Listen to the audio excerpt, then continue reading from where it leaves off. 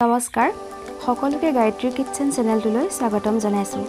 যেহেতু গৰম দিন আহি আছে, সেই গৰমৰ পৰা ৰক্ষা পাবলৈ স্বাস্থ্যসন্মত আৰু শৰীৰৰ বাবে উপযোগী এটা ৰেচিপি লৈ আহিছো। ৰেচিপিটো হৈছে বেলৰ চৰবত। যদি আপোনালোকৰ ভিডিঅ'টো ভাল লাগে তেতিয়াহ'লে লাইক কমেন্ট কৰি জনাব আৰু নতুন ৰেচিপি পাই থাকিবলৈ ভিডিঅ'টো সাবস্ক্ৰাইব কৰি দিব।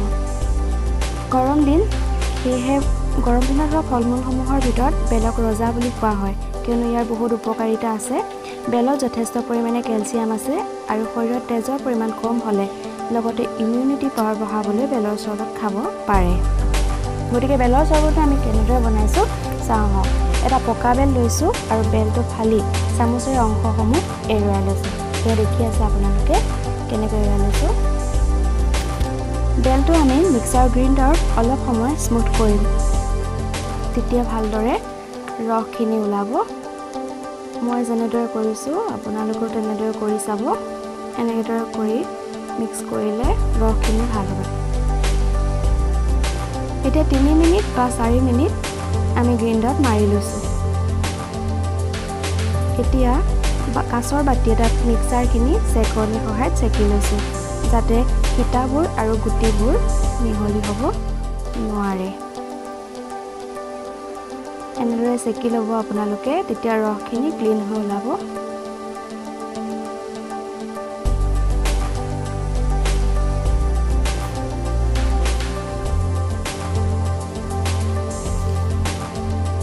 দেখি আছে মই কেনেদৰে কৰিছোঁ, এনেদৰে আপোনালোকে কৰিব। ৰসখিনি বৰ ধুনীয়াকৈ ওলাইছে।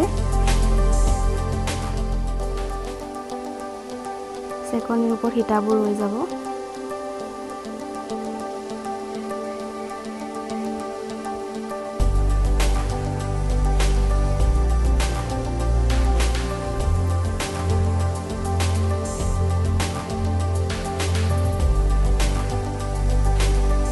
এতিয়া ৰসখিনিত আমি এগিলাচ ঠাণ্ডা পানী দিছোঁ। আপোনালোকে নিজৰ প্ৰয়োজন অনুসৰি পানীখিনি দিব পাৰে।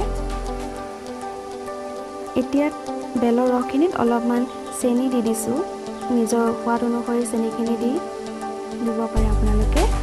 চেনিটো অপচনেল হয়, আপোনালোকৰ প্ৰয়োজন নহ'লে চেনি নিদিব পাৰে। এতিয়া বেলৰ ৰসখিনিত অলপ জিৰা গুড়ি দি দিছোঁ। জিৰাটো গোন্ধ ভাল কৰে। জিৰাটো অপচনেল হয়, ইচ্ছা নহ'লে নিদিবও পাৰে। এতিয়া আমি বেলৰ ৰসখিনিত অলপ ক'লা নিমখ ছটিয়াই দিছোঁ। ক'লা নিমখটো দিলে সোৱাদটো অলপ বেলেগ হয়। ক'লা নিমখটো অপচনেল হয়।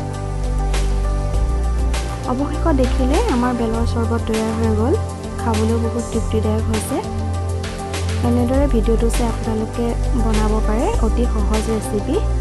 গৰম দিনত বেলৰ চৰবত আপোনাৰ স্বাস্থ্য অতি উন্নত কৰিব। আৰু এনেদৰে চাই থাকিবলৈ সাবস্ক্ৰাইব কৰি দিব। ভিডিঅ'টো সম্পূৰ্ণকৈ চোৱাৰ বাবে ধন্যবাদ।